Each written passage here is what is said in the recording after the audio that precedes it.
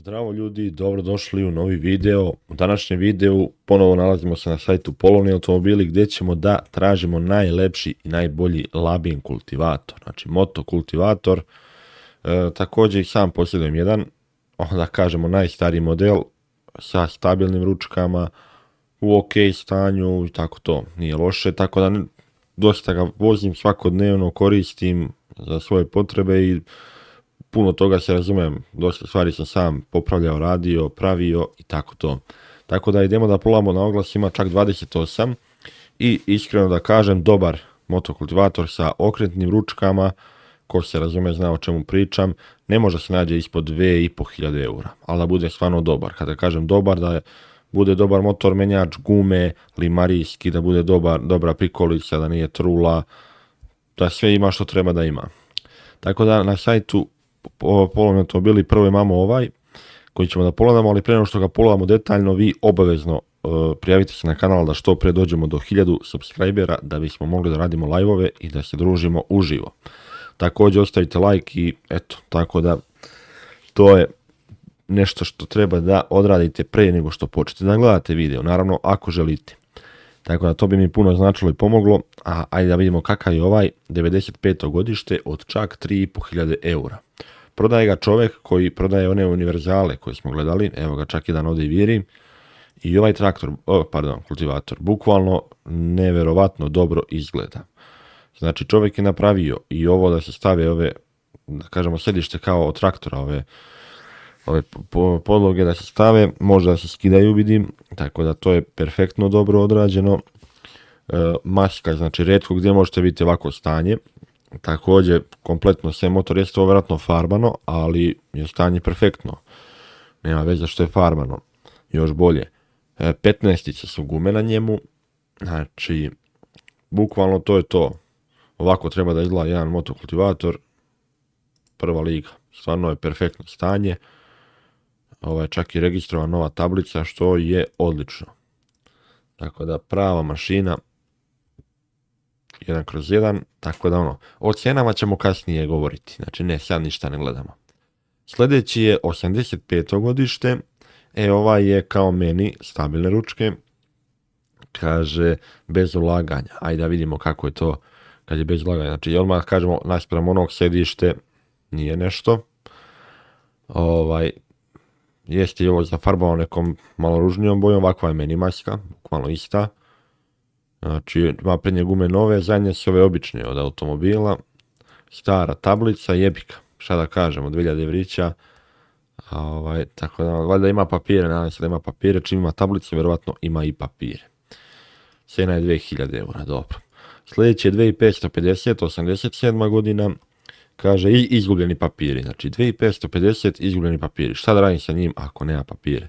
Također lepa maska, stabilne ručke, dobre gume prednje zadnje neke, ovo ne znam koje su, jeste lepo, ima dobro sjedište, lepo tačan kardan, sve to dobro izgleda i stoji, perfektno stoji on, savršen, lep pod, light ovo, baš dobro stanje, nema šta, ali papiri su problem.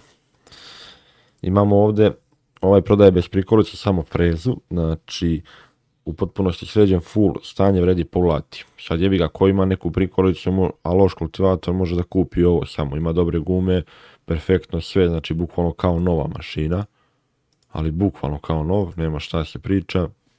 Što se tiče izglasa ovako da li je dobar, ne znam. Tako da nema cenu. Evo ga ovaj model LDA 450, ovo je ređi model motokultivatora, baš retko ga ima. Odlično stanju, uz njega ide uređaj za freziranje i cijena je sve komplet, bez uređaja je cijena manja, 2500 ovako. Malo je ovaj zapušteno, onako ne mogu da ga komentarišem jer vidite kako izgleda, baš je ono zapušten, jebi ga. Labin LDA 450 ima u saobraćajnu, tako da možeš se registrovati nove table sigurno, tako da to je to.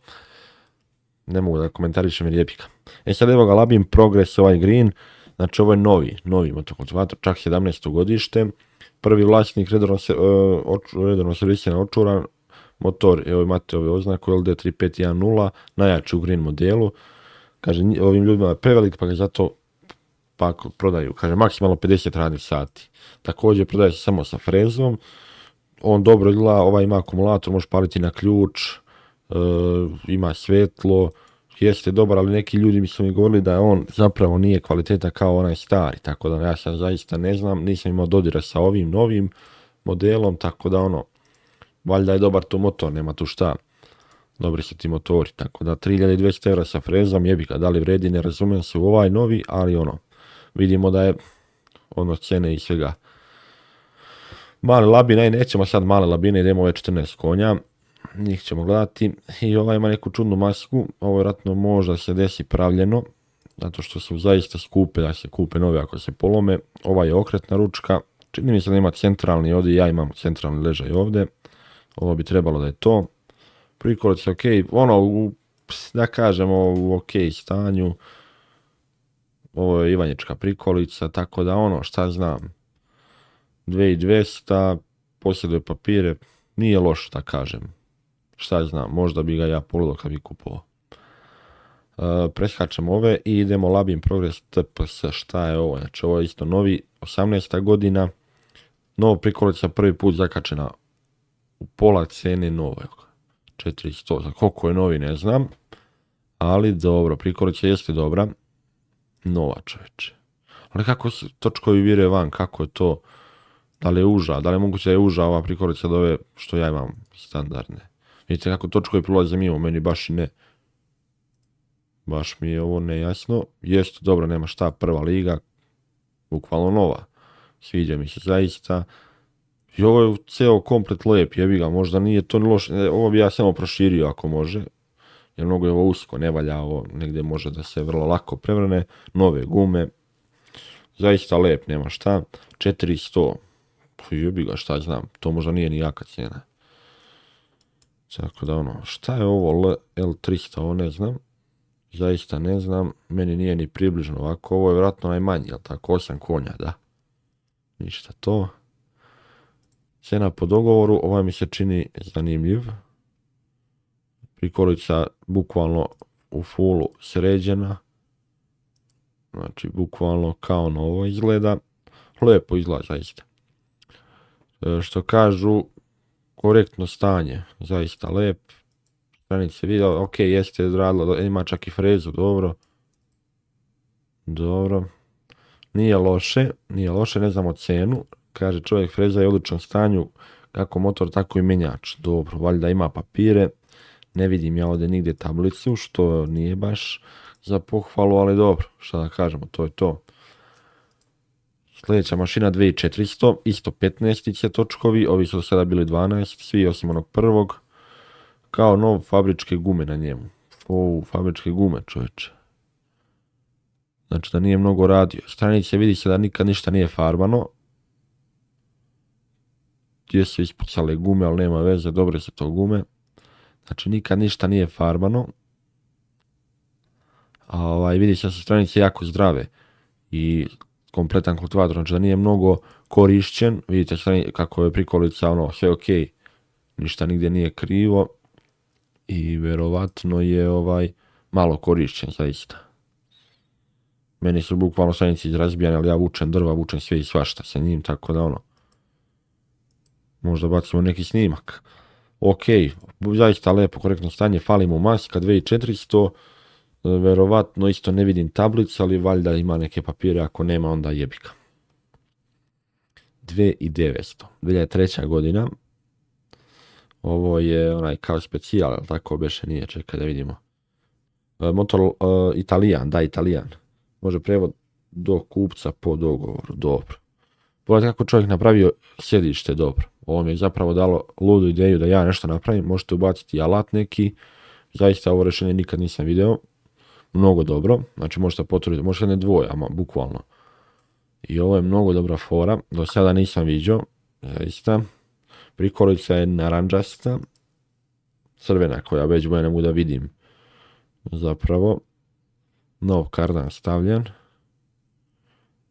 Pokisao, druže, nemoj ga napolju, čoveče. Ili ga je možda pravo, ne znam. Ali je zaista lep, nema šta. Zaista odlična mašina, ima neku tablicu, onu staru, valjda može da se napravi nova. U stvari, da li važi ova stara, ne znam sad kako taj zakon ide, meni je nova. okretne ručke, zaista je lep, nema šta, možda malo jača cena, ali dobro. U suštini dobro. Evo ga, ovo je maska bre, da zapravo imaju sa ovom maskom. Kako se zove, DNB, kako bi, ne mogu sjetiti. Pojma nema.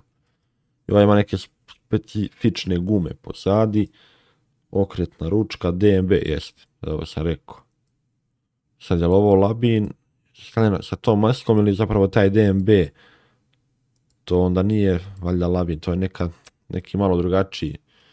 Ne znam, zapravo ima jedna fora, ne mogu sjetim kako bi, šta je. Isto je 14 konja, ali kažu da nije baš nešto toliko pouzdano, ali dobro, neka ga preskočit ćemo ga, ne znam ništa o njemu, pa neću ni pričati.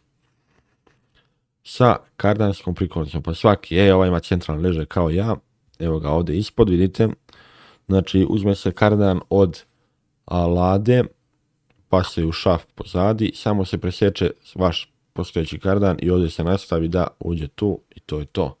Bukvalno kada već bacite na ler možda ide 100 na sat. Ovaj lik napravio neko sjedište od kola, nešto malo improvizovao. Stranice su čak verovatno i prikolica, da li je upravljena prikolica, zapravo mi se čini da jeste, jel vidite, ovo je nešto pravljeno, nešto buđeno, nešto vidite ovdje povišeno, da, zapravo je prikolica pravljena, stranice nisu fabričke, tako da šta reći, čekaj, da nije napisao šta u opisu. Motokultivator u dobrom stanju, motor radi lepo, menjač fenomenalan, svaka ručica radi, ručke se okreću 360 stepeni, za više informacija pozvati. Čekaj, vidimo li tablicu? Ne, ovaj vjerojatno ne može da se registruje zato što je prikolica pravljena, samim tim ne može da se registruje, nešto malo tu ojačano, jeste dobra, nema šta, ali ljudi, ovo kad nema papire, sve to, ne znam šta da kaže. Meni ne bi vršilo posao nikako, jer ja dosta idem putem i Kaže, također kardanka prikolica, dobro, logično. Ne vidimo šta je ova mašina kaže. Veliki Labin i kardanska prikolica sa papirima u dobrom stanju. Od priključaka nema ništa, korišćen samo za transport. Gume 15 soli. 90. godina. Ok, opet evo 15-ice, stabilne ručke, dobra maska. Čak je dobra i prikolica, iako je ova boja siva, lepo mu stoji zapravo.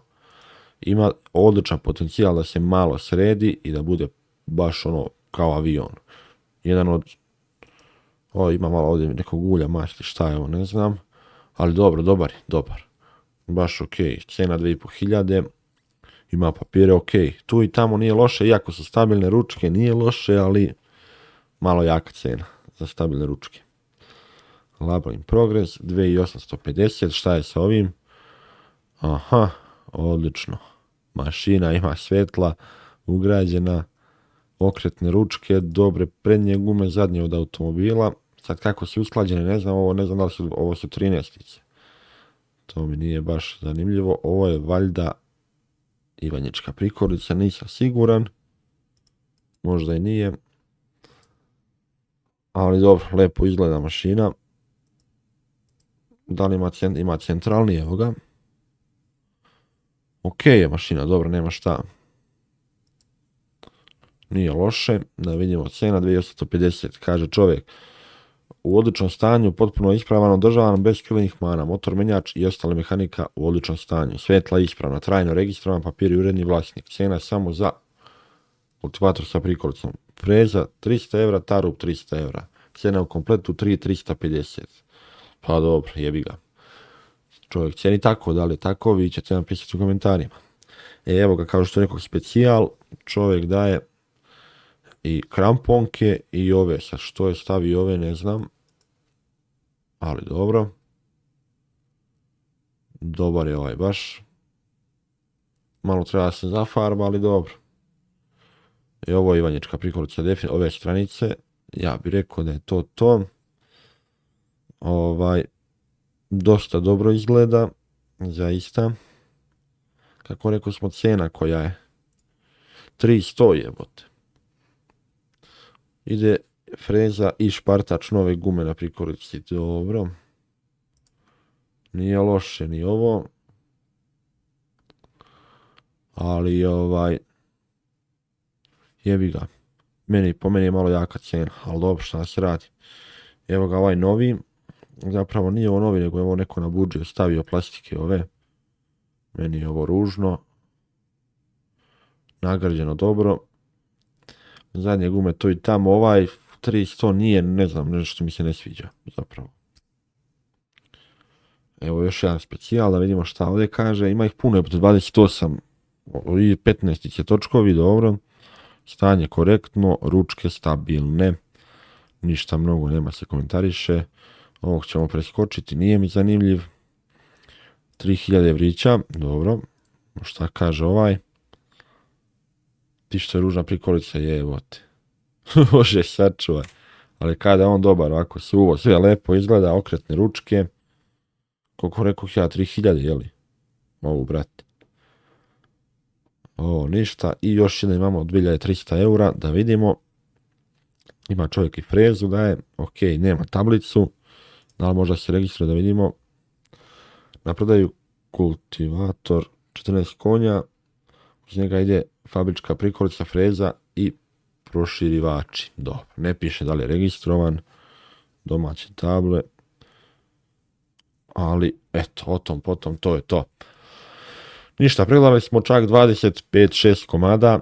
Znači, ima dosta dobrih, ima onako prosječnih, možda i 1-2 ukupno loši, a svi ostali su, da kažemo, odlični i dobri.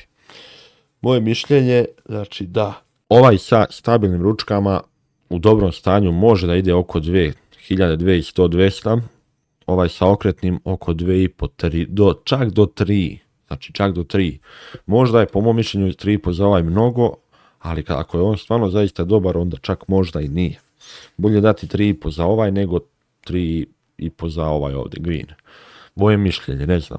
Vaše mišljenje pišite mi u komentarima. Znači, želim da mi napišete šta mislite o ovom motokultivatoru, kakav je po vašem mišljenju, da li je dobar ili loš, da li ima probleme ove ili one, zapravo ja znam. Može biti problem menjač na onim stabilnim ručkama, može biti tako neki skakanje, brzina i to. Koliko ovako mašina kao mašina je prva liga.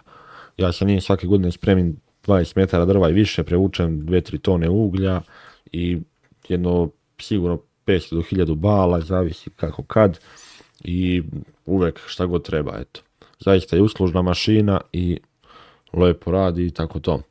Znači, pišite mi vaše mišljenje i o njemu i o cijeni koja bi trebala da bude za stabilne, za okretne, za ovaj sa ili bez papira. Znači, 2500 eura bez papira to ne bi gledao u životu. Tako da u suštini to je to. Ako vam se svidjelo ovo, ostavite like, prijavite se na kanal ukoliko niste i vidimo se u nekoj od narednih epizoda. Gledat ćemo naravno i IMT-ov motokultivator kasnije, tako da ostanite pa se vidimo. Ćao.